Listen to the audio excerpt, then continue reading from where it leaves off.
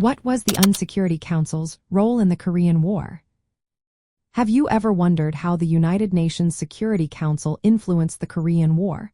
The events that unfolded during this conflict were pivotal in shaping international relations. The Korean War began on June 25, 1950, when North Korea invaded South Korea.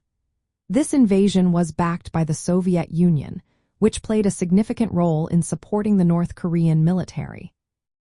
However, during this critical moment, the Soviet Union was boycotting the Security Council meetings.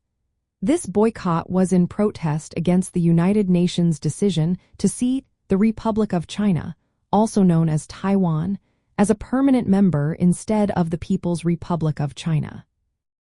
With the Soviet Union absent, it could not use its veto power to block any resolutions. This absence allowed the Security Council to act swiftly.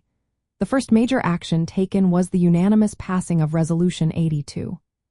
This resolution condemned North Korea's invasion as a breach of peace. Shortly after, the Security Council adopted Resolution 83, which recommended that member states provide military assistance to South Korea. This led to the establishment of a United Nations command. Forces from the United States and other countries joined together under this command to defend South Korea. The Security Council also set up a unified command structure to coordinate military efforts, although this command was not directly under United Nations orders.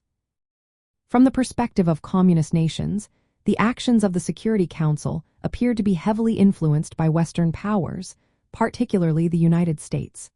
The aim was to contain the spread of communism in Korea. The Soviet Union challenged the legitimacy of the Security Council's resolutions. They argued that North Korea was not present during the decision-making process. They also classified the conflict as a civil war rather than international aggression. The intervention by the United Nations represented more than just a response to an invasion. It highlighted the broader geopolitical struggle between communist and capitalist blocs during the early years of the Cold War. The Security Council's role was to provide the legal and political framework for military action against North Korea.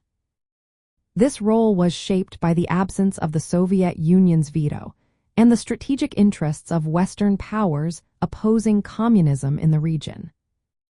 Understanding the United Nations Security Council's involvement in the Korean War gives us a clearer picture of how international politics can influence military actions and conflicts.